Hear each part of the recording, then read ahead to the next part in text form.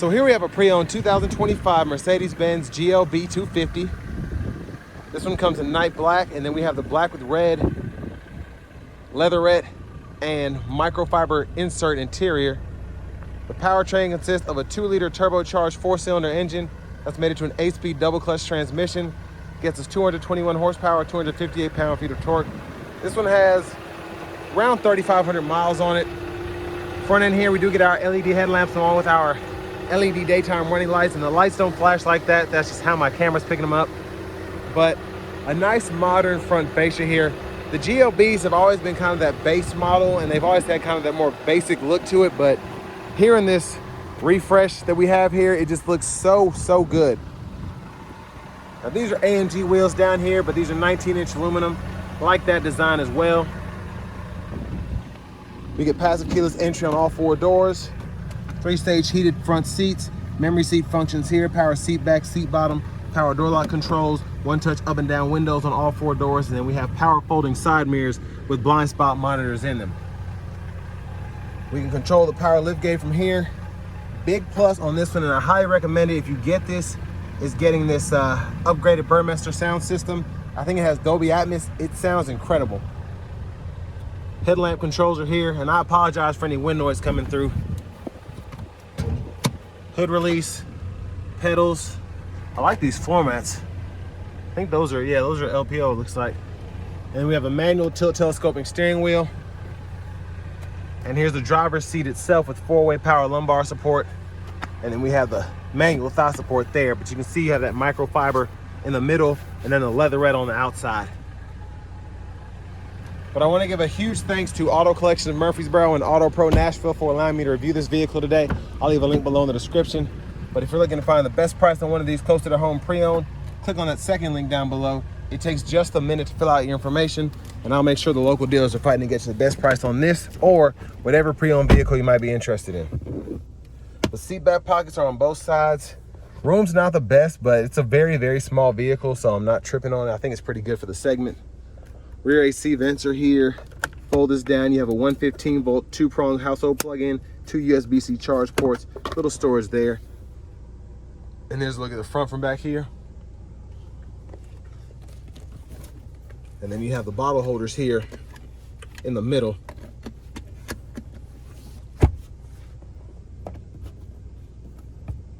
And then we do have the lights as well.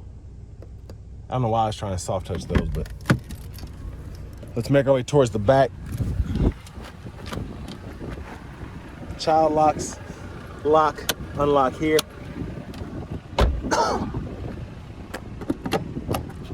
There's a gas cap here. Tank's premium.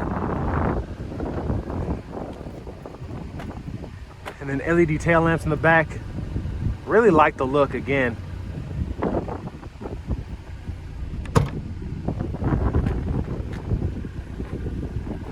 We have an integrated cargo shade here so I can pull that back. Top tethers for the car seats are on the back of the rear seats themselves. I mean, this wind is crazy. And then we get netted side pockets on both sides, which is great. And there's a 12 volt here on the left. And then these are actually pretty neat, having these on the side here. I think it's a good use of space.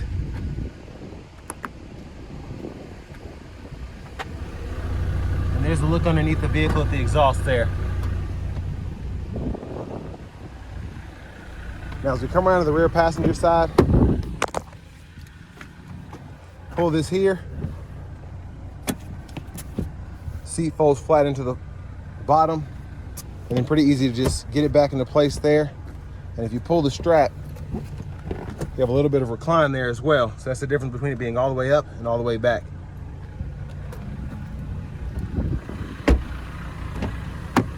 And then front passenger seat, 4-way power lumbar support. We have that manual thigh support as well. And then the other controls for that too. So also you get power there. The ambient lighting there, I like the dash here. This is really nice. Lockable glove compartment. We still have the owner's manuals in this one. And the more I look at it after I've kind of gone around the whole vehicle, this is a really nice build. You get the AMG night package.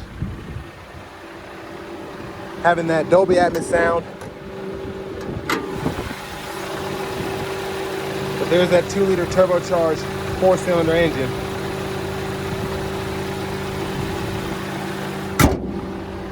And black paint really does get the hottest. I don't know what it is. Maybe it's 'cause I'm doing this at 2 o'clock in the afternoon, but that about burned my hand. Let's test out these blinkers. And again, the wind noise, for whatever reason, it just won't stop now, so I apologize. So LED.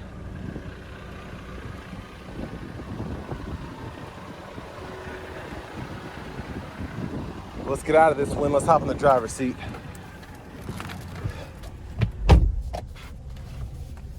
So I love the leather wrap steering wheel here. We get the perforation on the sides here, flat bottom.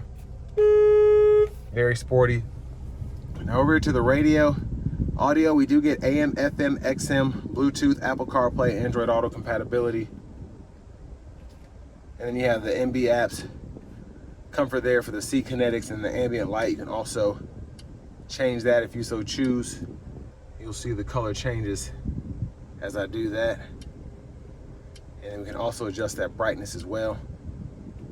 And then we have all of our settings for the vehicle itself. But then info is here, so the consumption, vehicle settings as I hit the accelerator, brake pedal, and then the engine power, you can see that. So really neat setup, I think.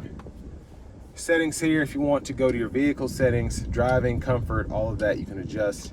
The assistance, you can go in here and adjust that. And then your system settings, change your language here if you so choose. Backup cameras there, guidelines follow you to turn the steering wheel. Then you have that bird's eye view as well. It's not an actual view, but you can kind of see where the wheel's heading, and then you have the front sensors and the rear sensors there. Now your AC vents are right there in the middle. Hazards are there. You get dual zone automatic climate controls. You can adjust the fan speed here. Hit that to pull up the menu, and you can adjust the fan direction too. Now back here you have a wireless charging pad, 12 volt, USB-C, bottle holders. Hit this dynamic and you can go through your drive modes here. And then your volume knob is right here. Click that to mute and then you can turn it back down there. Hit this button here and you can use the auto park assist there. 2 USB-C ports in the middle. Here are your lights. Look at the back seat from up here. Vanity mirror. And then left side stock blinkers, high beams, flash, fluid, intermittent wipers there. And then you have your rear wiper you can control from there.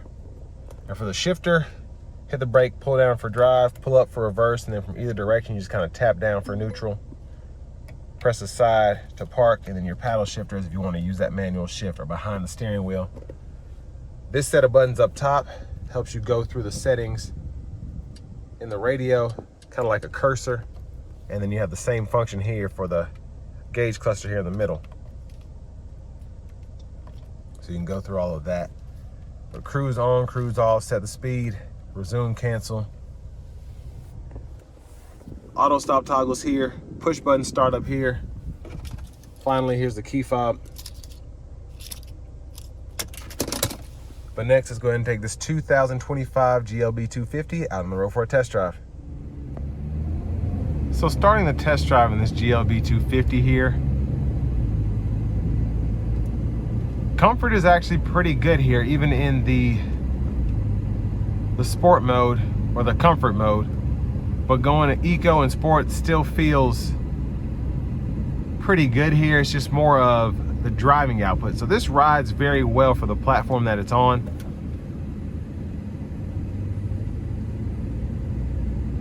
And I like that all the drive modes are actually smooth when you're not flooring it.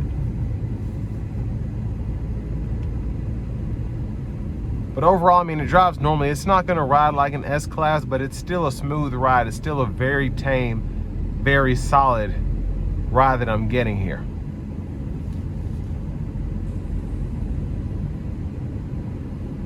And just easy to control behind the wheel.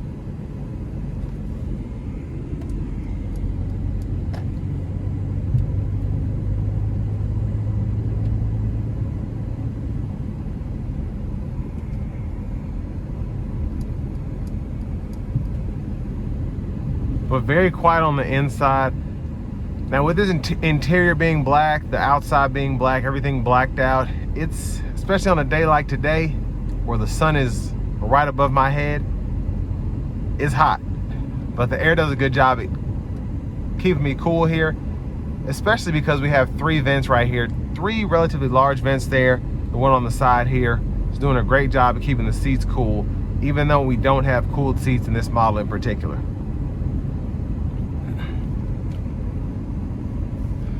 But I'm gonna put it in a sport mode and we'll give it a run getting on the interstate here. No paddle shifters, I'm just gonna floor it.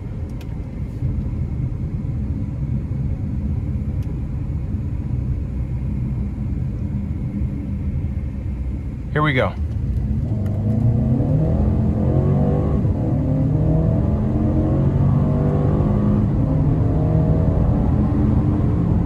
So not bad at all. That was actually pretty impressive. The power numbers here are relatively good, but still this is a heavier SUV with it being an SUV, even though it's a small one. So it got up nicely, didn't do anything weird. Now it's a newer vehicle, so I would hope not, but you'd be surprised how many cars I get behind the wheel of and I try and just give them a little throttle and they do something crazy. And particularly with a Mercedes, I've seen that happen more times than not, so I'm just glad that that didn't happen here. But I want to give a big thanks to Auto Collection of Murfreesboro for allowing me to review this vehicle today. Auto Pro of Nashville as well. But if you're looking to find the best price on one of these pre-owned, click on that second link down below. It takes just a minute to fill out your information, and I'll make sure the local dealers are fighting to get you the best price on this or whatever used vehicle you might be interested in. And with this one being only 45,000 and low miles, I think it's a good, a good way to buy this. Something that somebody put a few miles on, didn't want anymore, and they lost that negative equity. You can go ahead and take advantage of that. And then you still basically have a new car. I know some demo cars that don't have this few amount of miles on it.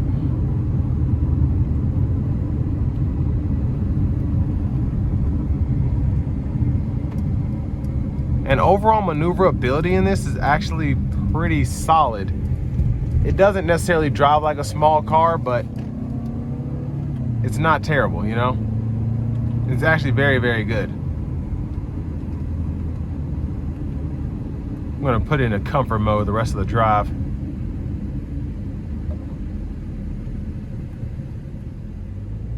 Now, a kind of weird criticism I have is when you're holding the wheel like this to get the paddle shifters, that's how I normally hold a steering wheel.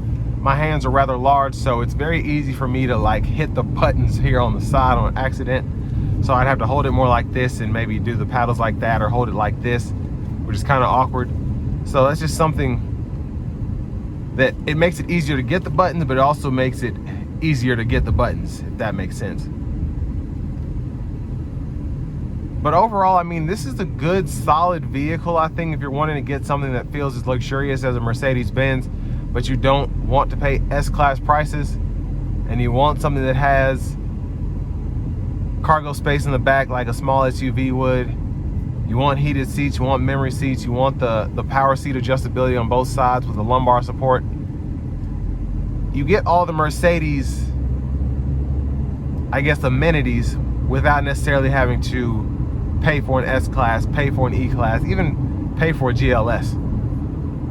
You don't get the room you get in those, but if you don't need that room, why pay for it? I mean, a good solid economy car, honestly, compared to what Chevys and Fords and Toyotas are going for these days, is not far off for what you get. But final thoughts on this, it's a base level Mercedes, but it's still a Mercedes. So from the overall driving capabilities, the acceleration, how it feels behind the wheel, the comfort, the sportiness, everything is still Mercedes-Benz-esque, if you will. And I really like it for what it is. The looks have come a long way, let me just put it that way. And that's really, I think, what was holding this vehicle back from being as good a vehicle as it is now. So with all that being said, this will bring me to the end of my review of this 2025 Mercedes-Benz GLB 250.